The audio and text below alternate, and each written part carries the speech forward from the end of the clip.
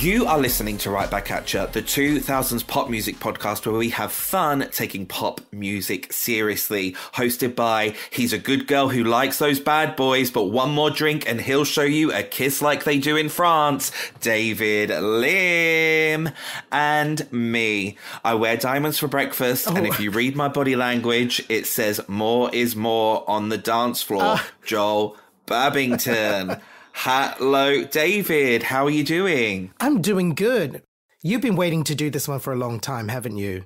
Chomping at the bit? Chomping at the bit, mate. Before we even started this podcast, really, me just like knocking on your bedroom door. You've heard of Heidi Montag? We should have both had blonde wigs for this episode. Yeah, absolutely. Swishy blonde hair like JB of the past. This is what we're going to get into today's prime JB of the past era. But David, before we get into everything today, shall we read a lovely comment we've had on Spotify? Yeah, absolutely. So, guys, this one was left on our last episode, which was the Jennifer Lopez 20 Years of Get Right and the Rebirth album episode. Can I just say, because we affectionately call her Jennifer Lynn on this podcast. And every time one of our listeners reference Jennifer Lynn, it just makes me so happy because it's just like, do you know, when you think you've run out of nicknames for J-Lo, Jenny from the block, here comes another one. Is a Right Back At You original, Jennifer Lynn. Two gay men over 30. It's Jennifer Lynn. It's Jennifer Lynn now. This is the new era. Like, that should be her next album. Call Me Jennifer Lynn. Brilliant. So this one's left by Victor. Hello, boys. Loved this episode. Jennifer Lynn, get down here. Jennifer Lynn, get down here. Victor absolutely loves that. I love that if, like, one person remembers that, that is... best thing to happen to me ever. I don't even remember what context it was that we said that, but it's just lived on. We don't need context on this podcast. So yeah, Victor said, Rebirth. I remember this album. I was around 8 years old and I thought she was actually singing about actual cherry pie.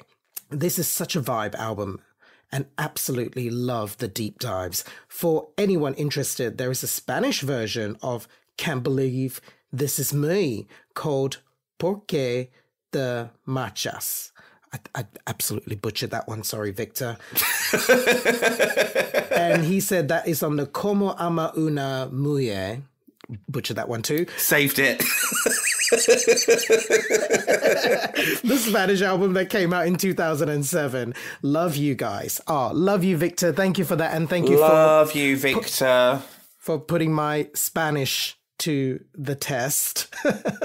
Duolingo, here we come. We'll have a review in a couple of weeks. But Davo, what I've loved, and from Victor and from a lot of people just seem to like really appreciate how we have spread the good word about Rebirth. It's an album that I think, much like we're getting to today, when you listen to it with fresh ears, it completely is reevaluated. That's what we're here to do at the end of it. Speak the good word of brilliant pop music. If you are loving what we're doing, hit that subscribe button.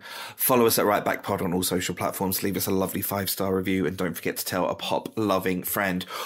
All right, girlies, let's get superficial. Today, we are getting into one of my most anticipated episodes of the podcast, celebrating 15 years of Heidi Montag's pop masterpiece, Superficial.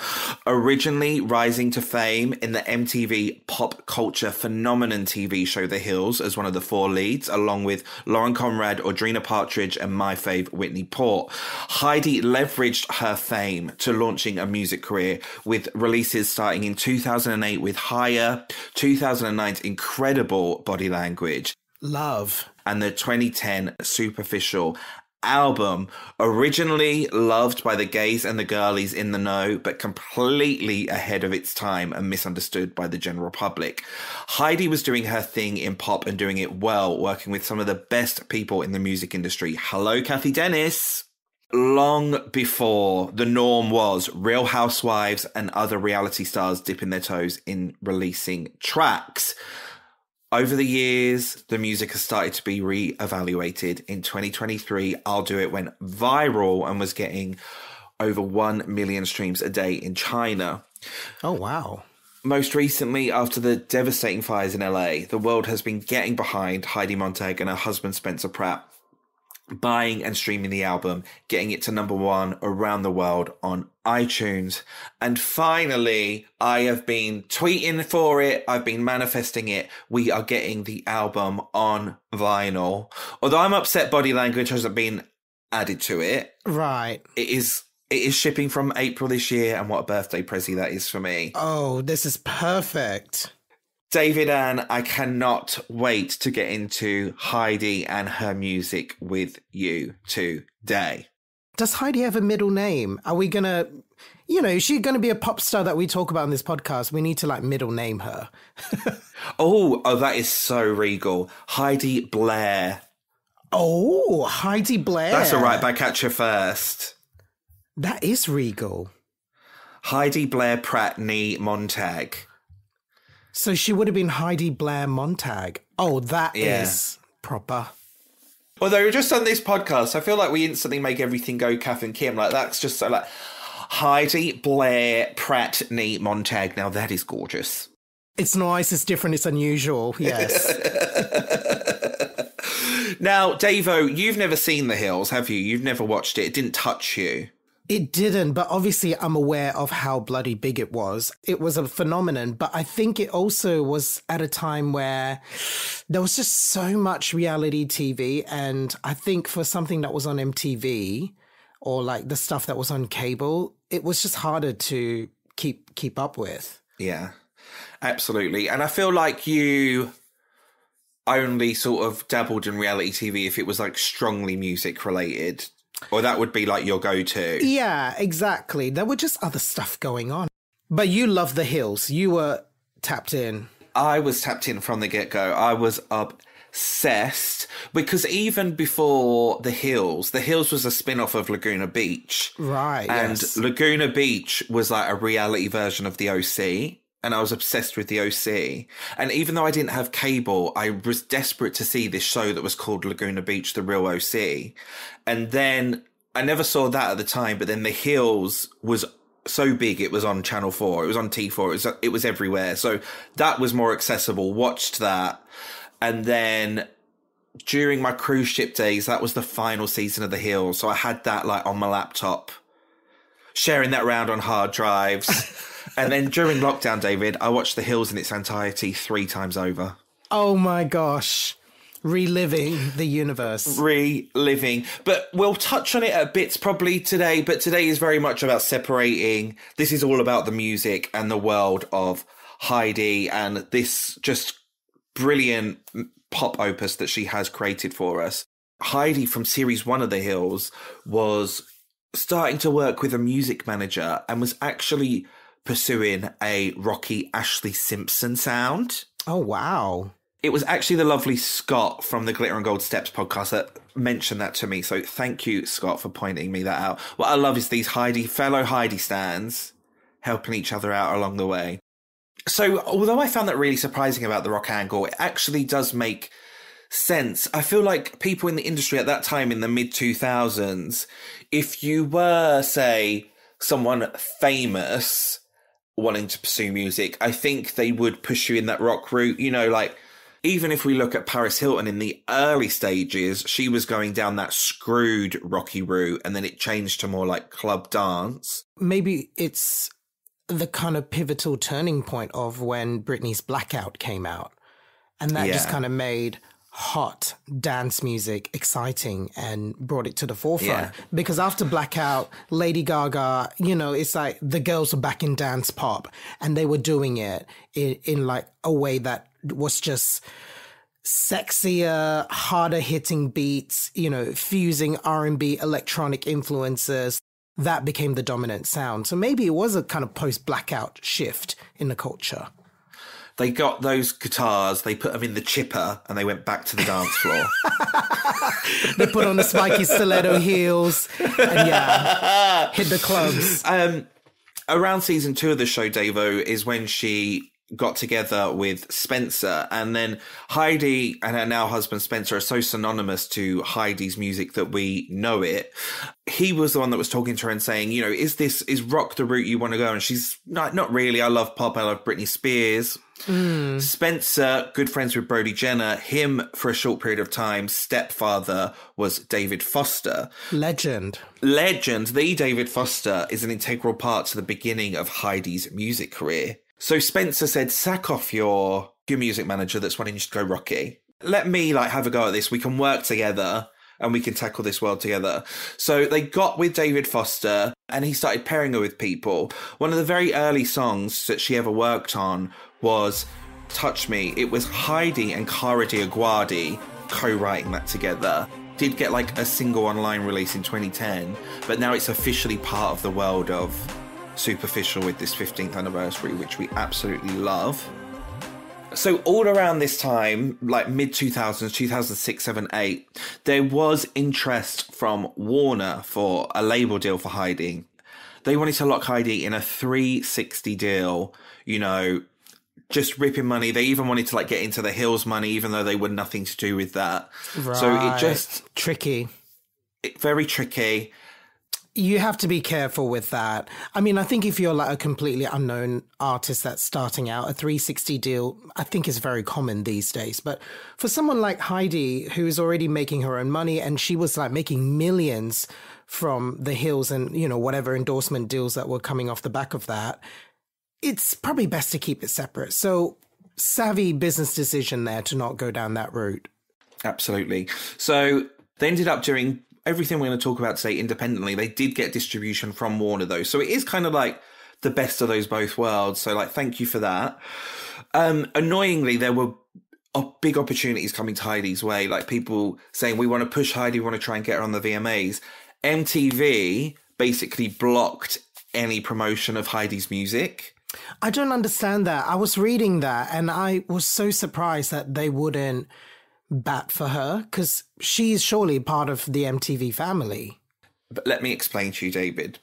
The world of the Hills and the Hills universe, which was MTV's biggest show at that time, was a very curated world.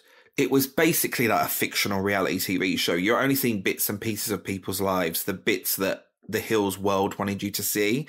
So in this show, even though they were the most famous people in America, these girls were on the front cover of Rolling Stone magazine. In the Hills world, they weren't famous. They were girls going about town, hustling, pursuing fashion. Audrina's pursuing a world in music. She works at Epic Records. Heidi's in events, in nightclub events. They're not showing someone becoming a famous pop star. So it is a real shame. It's not the times we live in now, because it's just so different. So unfortunately, a lot of opportunities had to go amiss because of that. David, there were 2 songs offered to Heidi instead of Body Language. The first, can you believe, Reach Out, which went to our girl Hilary Duff. Oh, I can hear Heidi doing it. You can. I can really hear that. It's also got that sample in the same way that Body Language does. You better reach out and touch me. It was very trendy at the time to do that kind of 80s sample, but definitely would have taken her down the more electro pop rock route.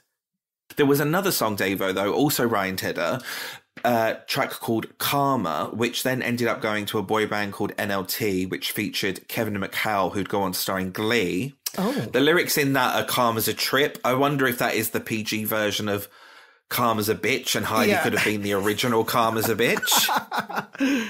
All of this leading to she is going with Body Language, and we publicly had our first taste of this in August 2007 when an early version of Body Language was played on the Ryan Seacrest show. Now that is a really big placement for an early track to go out. And not an official release. The hype was so strong that people were just dying to hear it.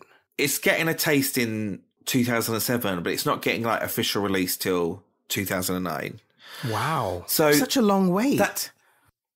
Why do you think that is? Is it like contractual obligations with the Hills? Like she couldn't release it then and there? I think there were just delays, if I'm honest. I think something that would take a label 3 months, if you're two people who are also two of the most famous people in the world at this point, who are going about it on their own, and they don't know the music industry, like you're learning as you go. Yeah. I think that can just take you, like what would take a label 3 months could take you over a year. Fair enough. Fair point, yeah. So Body Language is out there, but first and foremost, February 2008, the first promo single we get from Heidi Montag is Higher.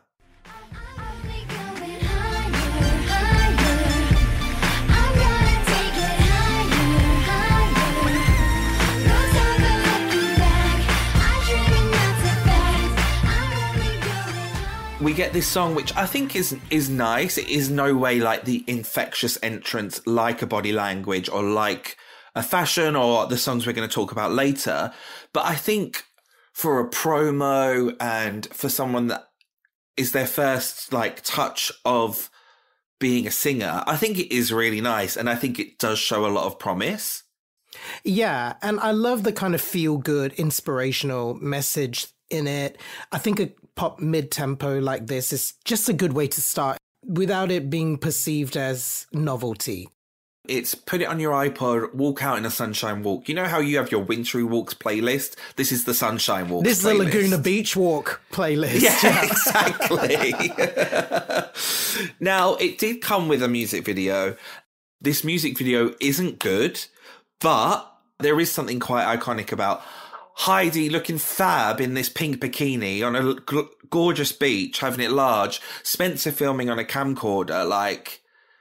I also think it was very ahead of its time in the world we live in now. A lot of what we're going to see here is ahead of its time in we're all filming our own content all the time. It didn't need to be like the big budget music video because you could still have that moment later. You're just creating a bit of buzz, a bit of content to go with your music. If you were their PR at the time, it's just a bit of buzz, innit? It's a buzz track. Yeah, we're not calling it the official debut single. No. You know that joke of artists these days being like, oh yeah, my second debut album is coming. Yeah. We're not calling it an album. It's a mixtape. It's a project. Yeah. This is Heidi and Spencer putting all the money they're earning into this music project throughout. And we're going to see really high level music. And like the artwork of stuff that comes out is high level. But a lot of people go, well, why wasn't there a music video for this? And why wasn't there like a big fun music video like that? All of this music is so expensive. Like, I think they were putting the money in the right place because as we've seen 15 years on, it's the music that's lived forever.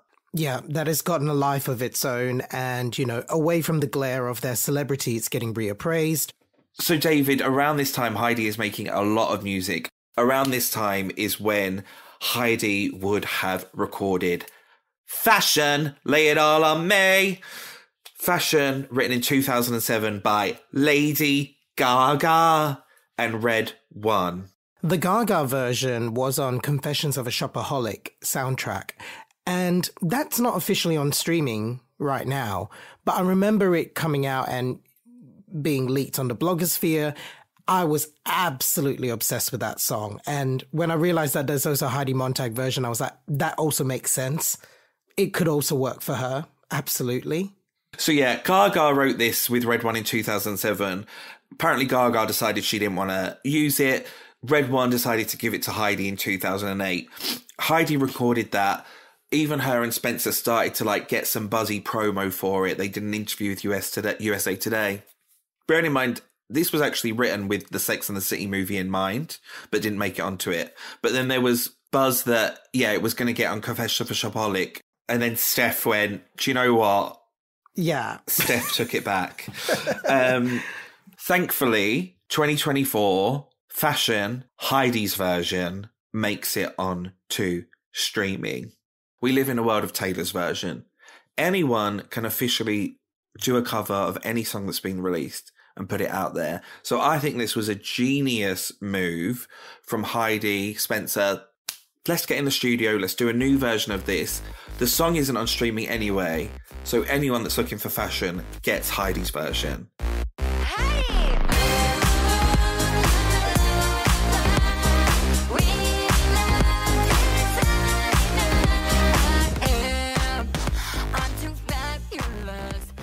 One other notable song from this time, David, Dramatic. Oh yeah, there was talk on the internet at the time. It was a Britney song, wasn't it? So yeah, this was a Britney song. Britney had demoed it. Britney co-wrote it. I've read that it's from the Blackout sessions. Some people think it might be from the original Doll sessions. Allegedly, a producer said to Heidi, you can have this. You can jump on this track if you want. Ultimately, Heidi couldn't get the rights to clear it just because it is in that kind of unreleased Britney world. There are so many amazing Britney demos out there. Even in an unreleased status, imagine recording a song that's co-written by Britney. That is her idol. That is literally her dream. So yeah, I would be dining out on that story for the rest of my life. Yeah, every dinner party. Well, actually, we could put on, I've got the CD here.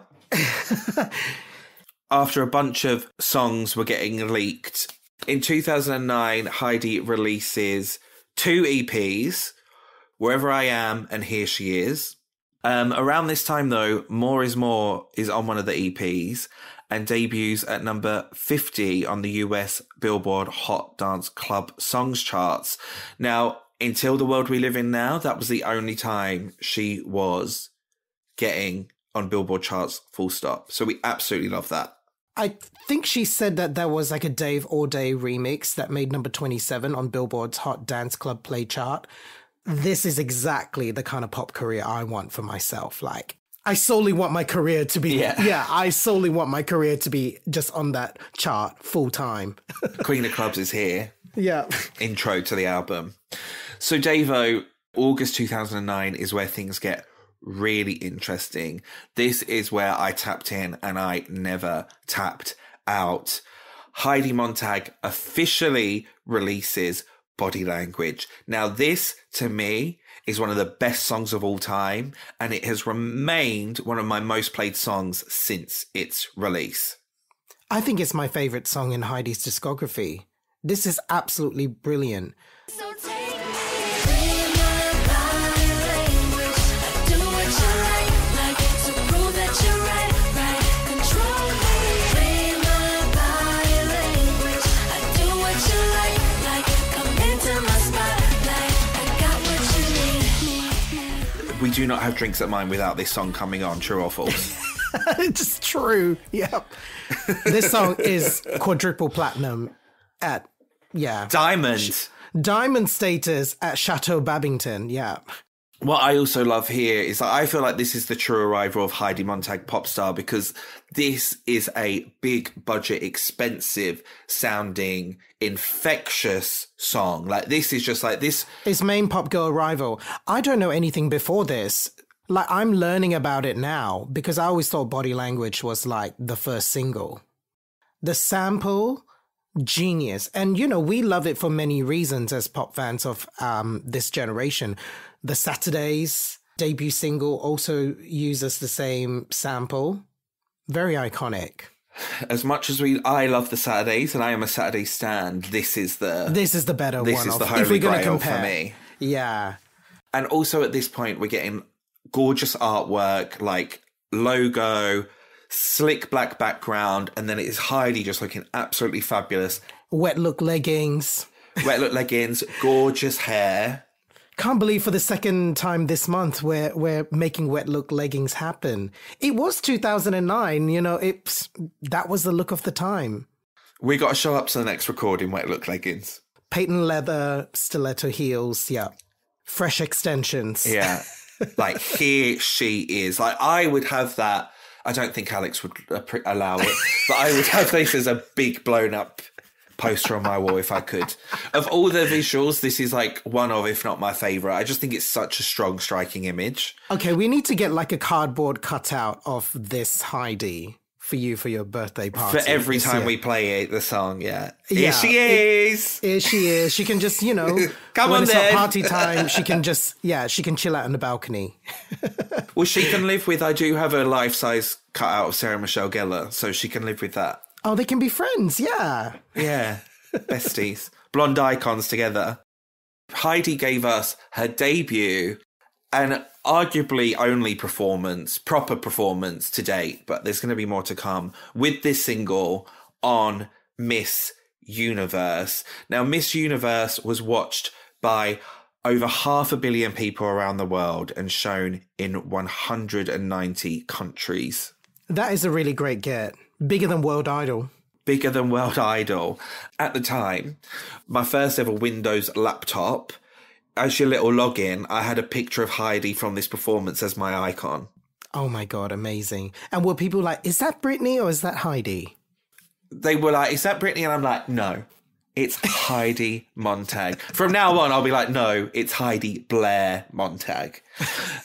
But Davo, the best part of this story is that when I then like upgraded to a Mac or whatever, that laptop then went on to my mum, and she still had that Heidi pic going strong. For years, that was like her login. I love it. Now, Davo, she starts off in a black jacket to then take it off and reveal a flesh bikini top and trousers as a very similar nod to Britney's Oops, I Did It Again VMAs performance. She has a bunch of dancers and she's giving you choreo. Now, if she did this now, I think it would be praised, because we have so many reality stars now that release up-tempo songs, nowhere near as good as this, and do not try and dance, do not do anything. Heidi is giving you a full routine. Yeah, and it's important to mention that she doesn't come from like a stage school or dance background or training, does she? All of this she's learning on the job. And, you know, this really is, I think this is why people love her and why people, especially people in our pop community, get behind this project, because yes, it really hits all the right notes in terms of top producers, great songwriters, and also the ambition. You know, this is like, it's inspirational in a way, because, you know, you and I always joke about like, oh, what's going to be on our fantasy pop star album? Which writers and producers? She did it. She went and fucking did it and invested her own money. She lived every gay man's dream. Not every gay man's dream, but she lived. Yeah, she went and invested in herself. So if that is not a lesson of backing yourself and investing in your dreams, then I don't know what is. And you love that. Just like, right, what are the opportunities then? I'm only going to do one performance. And it's going to be Miss Universe. Yeah, we'll do that one. That's brilliant. What I think would have been really great is if she'd maybe done like a mini gay club tour just in the lead up to it, to get her to feel comfortable on stage. Yeah, because I don't know if she did stuff like that was just like kind of club PAs. I think that's a very natural move, but I don't know as well at this time with her being so famous whether that could potentially be risky for her to be doing that, because everything will be captured on camera and, you know, it'll go straight on PerezHilton.com. Yeah, I just think it would really help her give a few performances to get the routine in her body. Yeah. But also, they're so famous, like, do they even have time?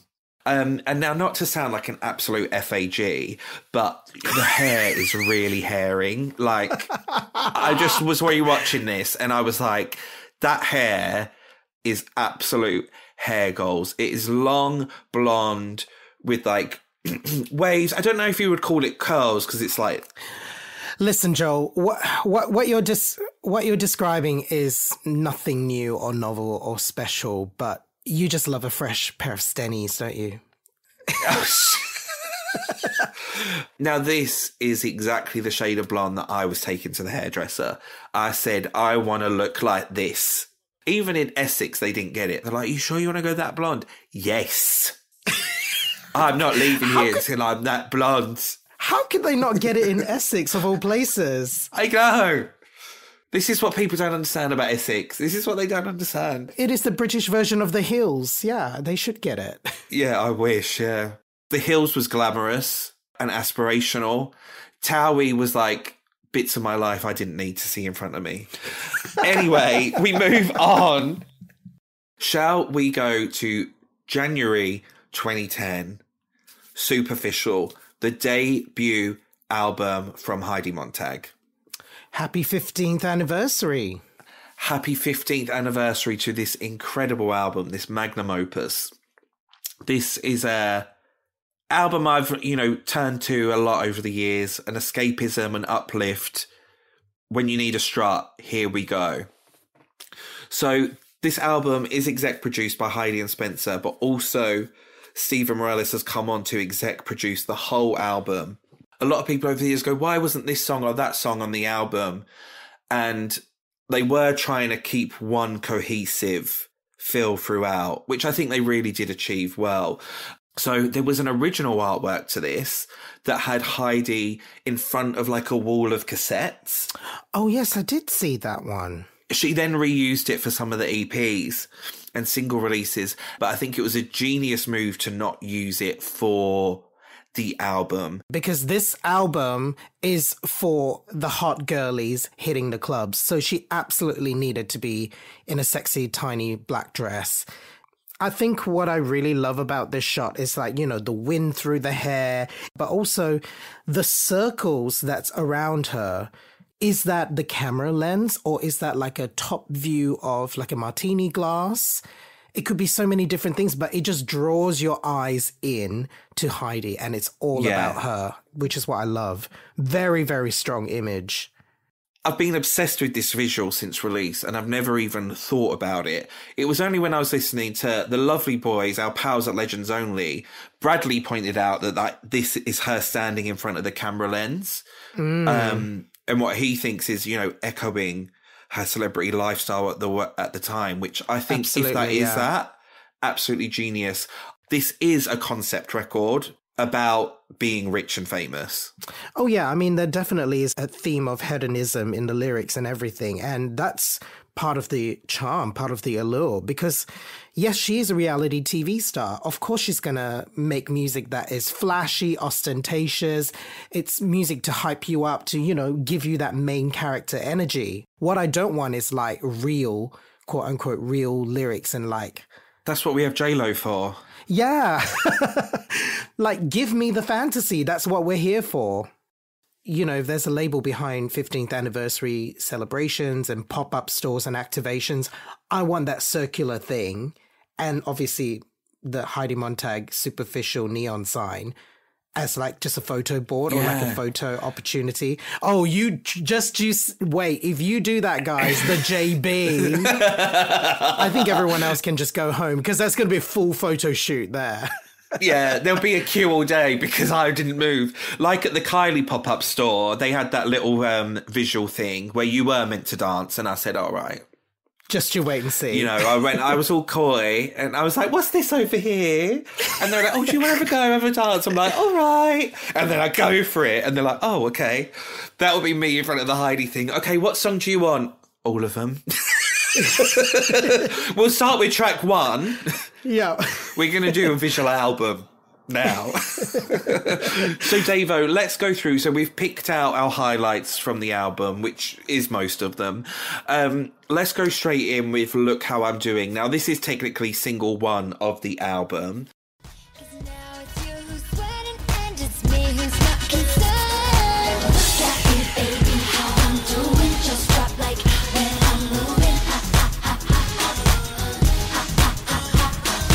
Look at me, baby, how they want it. That fancy. I think this is really fun.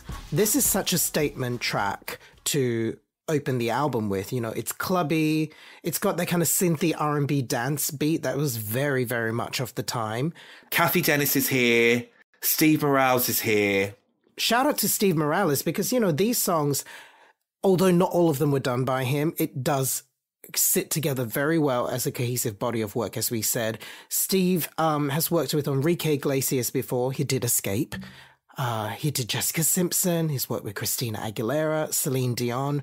So absolutely top caliber of people there.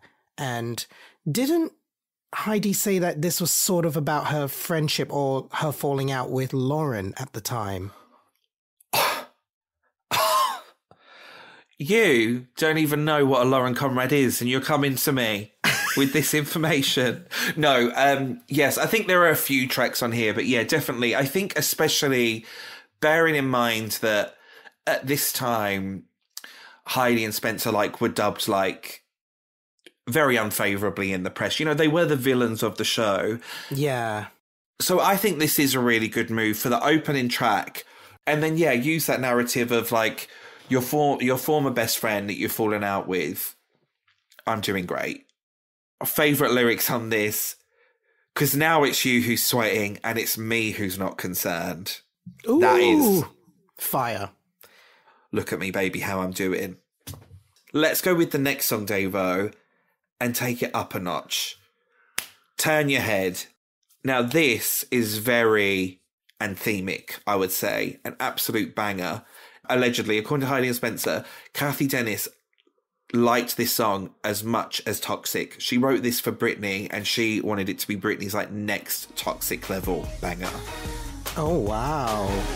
Baby, just turn your head, fix your eyes on this. Ain't nothing like a show.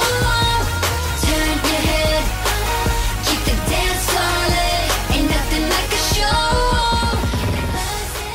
And this has the famous lyrics, I'm the bitch that you don't want to miss. Yeah. Yep. Love's an exhibition, so let me put you in the light. I'm just on a mission to take you home with me tonight. Oh, stun. Yeah. Sexy, This one, yeah. hot girly anthem. This is a sexy girl anthem. Got my eyes on the ceiling, heavy breathing, babe. If I'm going to let anyone do a heavy breathe other than Britney, I will allow Heidi Montag to do the heavy breathe, you know? Breathe on me. So let's go to Fanatic. Again, we've got Cathy Dennis. If you liked body language and that kind of 80s vibe, you're getting that mirrored here with the stuttering 80s vocal effect. It really is like that time of the late 2000s or early 2010s where they were still looking to the 80s but finding a really modern way of bringing it to the clubs. And Fanatic is definitely one of those tracks. Heidi, boy, you got me checking. Feel like out of temperature. You can be refreshing. I can be a thirsty girl. We've had those flourishes of 80s in like some of those earlier Heidi tracks. And I think there is a world where this could have gone really heavy 80s of what she's doing. But this is the one that can still fit in the superficial world. Yeah. I think this sounds like if there was a gay club in a video game. Would it be Fanatic or Fanatique? It would be Fanatique and the A's would be an app. There'd be a lot going on. All right, shall we move on to the titular track, Superficial, which was single 3 of this album campaign. Gotta keep pissing people off. I'ma let 'em talk. I don't give a damn what they say. That I wear diamonds for breakfast, and I know this isn't helping. They say I'm superficial, some call me a bitch. You just mad 'cause I'm sexy. This is one of the stronger tracks on here. I think what's great about this, and also calling the album Superficial, is that it really plays into the whole image of this reality TV star that's constantly in People magazine, that's, you know, constantly in the tabloids, being followed everywhere, and has this sort of like quote unquote airhead persona. They say I'm superficial, some call me a bitch. They just mad because I'm sexy, famous, and I'm rich. It's like, I don't care what you think about me. I'm just going to live my life. I just want to be me. I just want to be me. I love that the lyrics do go from, they say I'm superficial, but they really don't know me, to then on the other end of it, I'm addicted to the glitz and glamour. Maybe I need Betty Ford, a rehab for my shopping habit. If I see it, I've got to have it.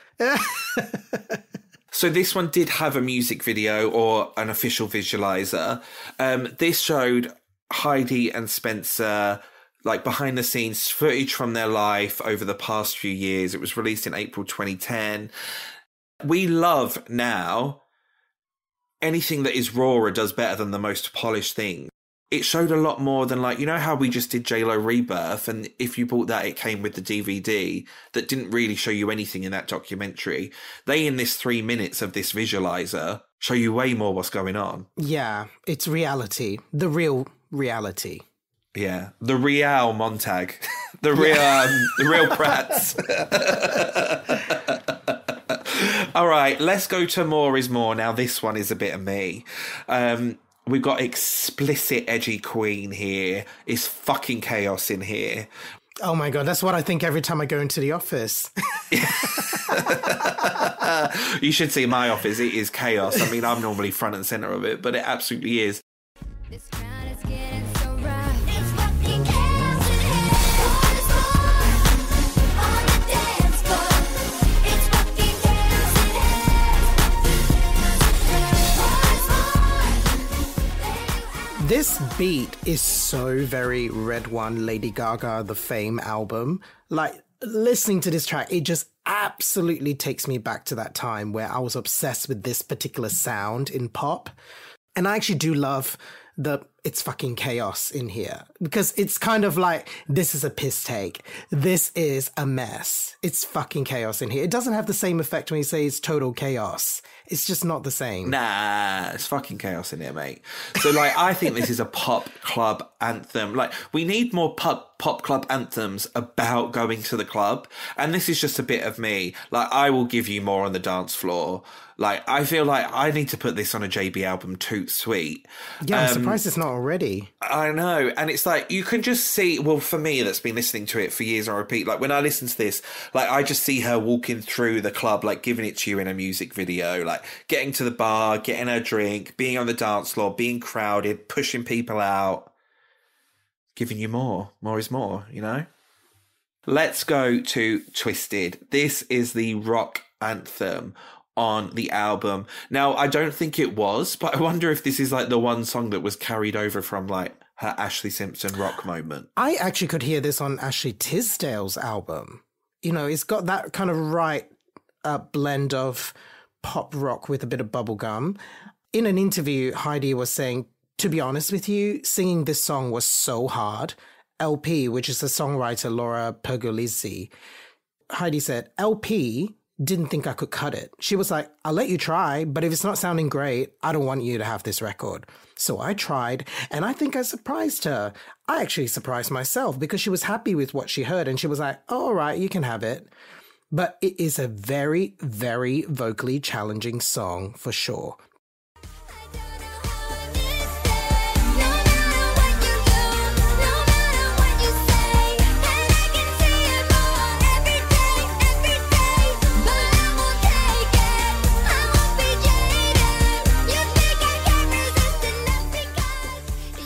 Now, I think we need a rock feature on this, whether it's Ashley Simpson, Ashley Tisdale, or Avril Lavigne has just been hanging out with Heidi and Spencer. She just shared I'll Do It on her socials. Aw.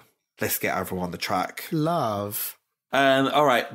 Blackout, single 2 of the album, Cathy Dennis, and an 8 or 9-year-old Taylor Momsen. Some things are meant to be. Blackout the satellite. Where should we run to?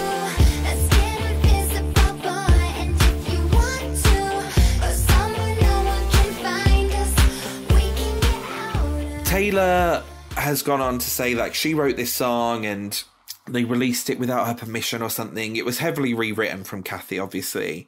But Heidi and Spencer have said, look, every song Heidi wrote and released, every co-writer had to get permission from it. So it's either like Taylor's got a co-write credit on it out of courtesy, like maybe she didn't really input that much to it. But at this time, it was just like cool, quote unquote, to diss Heidi and Spencer. So instead of just being like, oh yeah, like, cool, good for her, like a song I wrote at one point has made its way on there. Like, people would just love to dig if they could, which I think is really silly because it is an absolute banger. I think this is like one of my favorites on here. So Davo, now this is the big one. So I'll Do It, not a single at the time, an album track.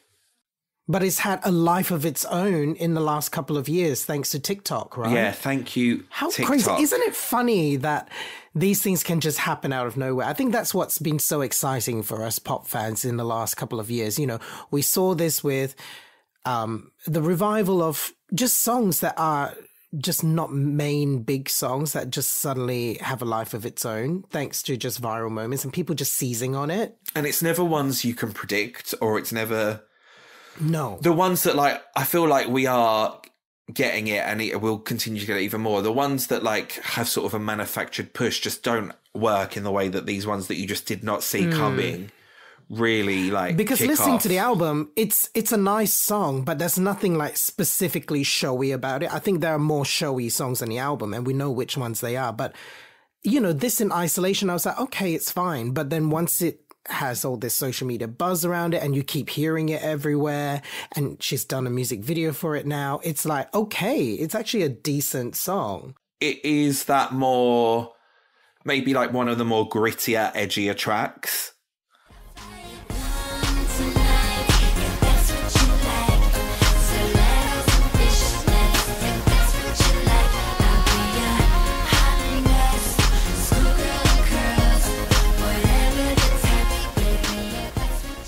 In 2023, a sped up version of I'll Do It went viral on TikTok, and it was used at the Ludwig de Saint Surin's AW23 fashion show during Paris Fashion Week.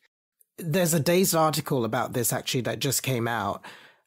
I think it's so nice to see like these are the designers that are our age and younger that grew up watching The Hills and loving Heidi and being absolutely obsessed with this album. And they're now in positions where they're curating their own shows, and it's nostalgia for them. You know, it's a reference point for them. So I think it's really nice that the song is having a life of its own here outside of Heidi and Spencer's fame. And I think even like Spencer was interviewed recently or something, you know, they were asked, like, do you think people know that it's a Heidi Montag song? And it's kind of like, it doesn't really matter. You know, it's even better that people don't know it's Heidi, and the song gets to speak for itself. Yeah, and I mean, Heidi's always said that. She's always, before this moment, she'd always said, look, I thought if I put out the best possible work, the music would speak for itself, and like it wouldn't matter of like the bad press of Spidey and all of that. And, you know, at the time, maybe that didn't happen. But then 2023, like it really, years later, it really truly has. So we say thank you, internet. This did lead to the album getting reevaluated, people looking at it with fresh eyes, and also tracks from the vaults starting to get released. 2025, we finally get an official music video for it, and we get this big, glitzy main girl pop star music video that Heidi has absolutely deserved since the beginning of her music career. So presented by OnlyFans TV. Thank you, OnlyFans. This music video gives you like the perfect mix of 80s, 90s, noughties, and now. We have like glossy high-end studio shots mixed with VHS camcorder recordings that we also see them on screen in the video, and it is giving sexy art exhibition. Yeah, it's an incredible music video, and this is exactly like the kind of stuff that Heidi's probably always wanted to make for her own project, you know? And it's great to see that she's getting to do that now. The video is kind of giving like an office if like it was Saved by the Bell for grown-ups. Heidi in this office setup, I don't know if she's the big boss, but she's definitely a member of the senior leadership team.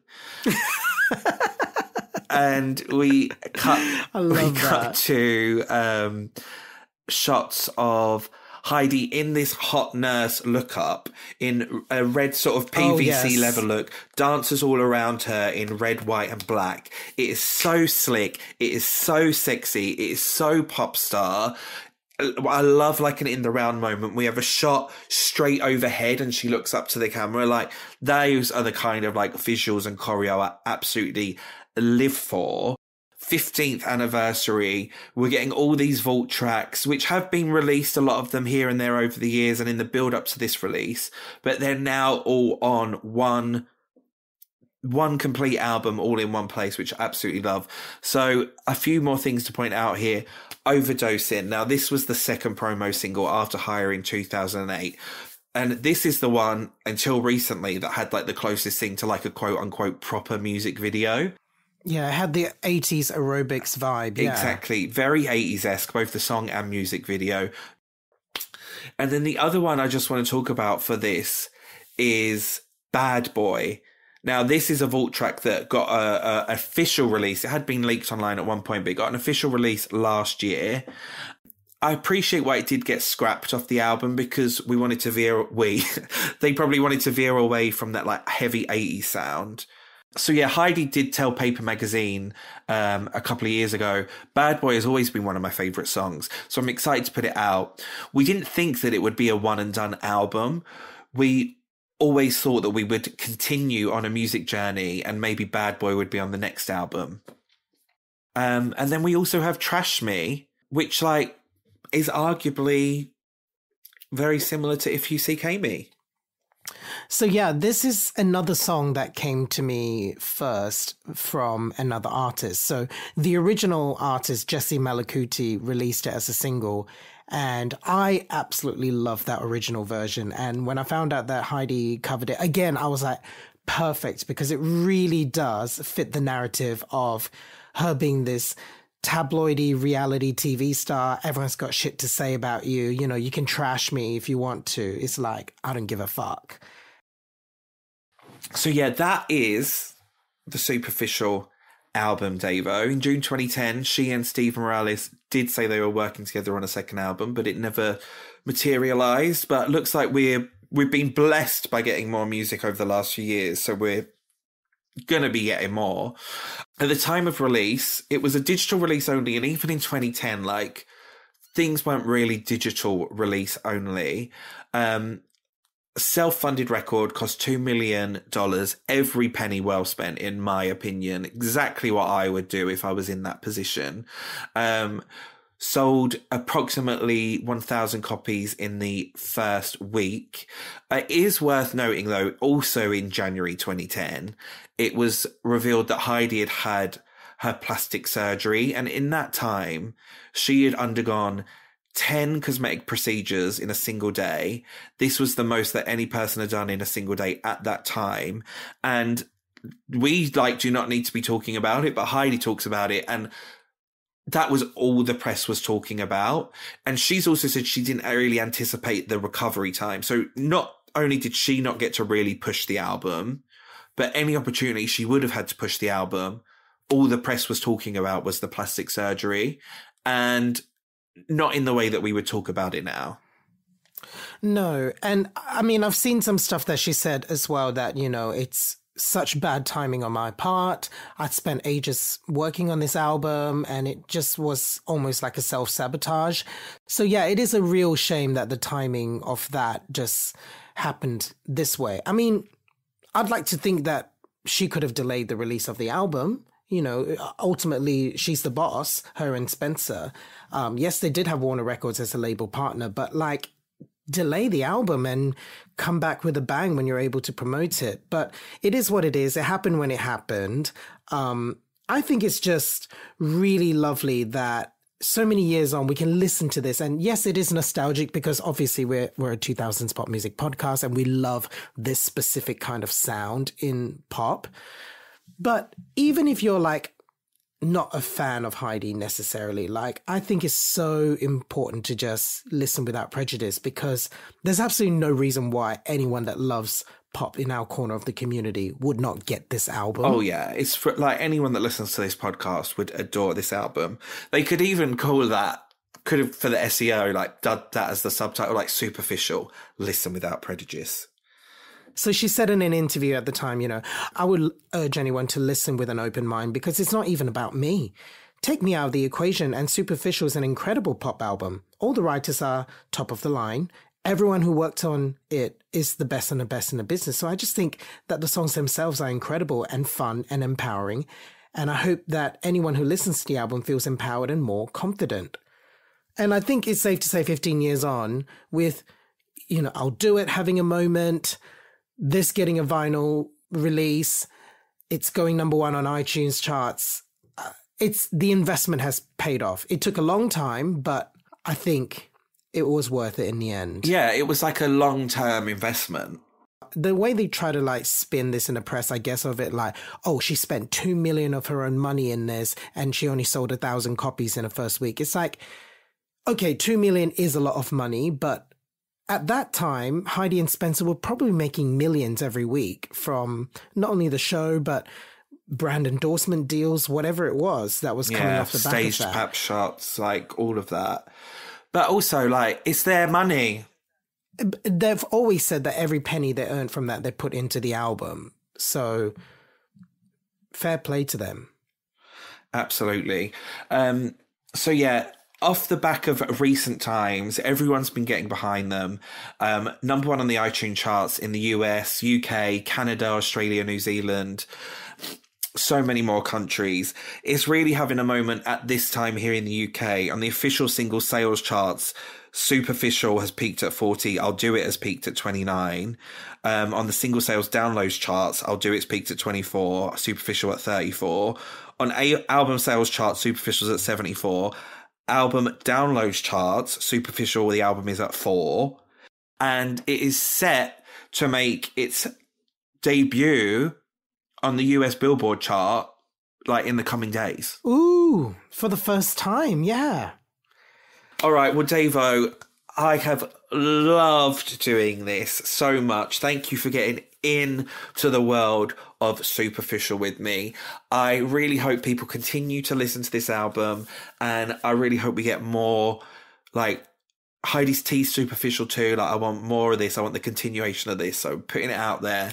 I would just love to have, like, visuals for a lot of these songs. Yeah, like, I'll Do It level visuals, yeah. If there's a particular track that's popping off on the album on socials, let's jump on that. Let's give it visuals. Let's continue to give these songs the push that it didn't get properly 15 years ago.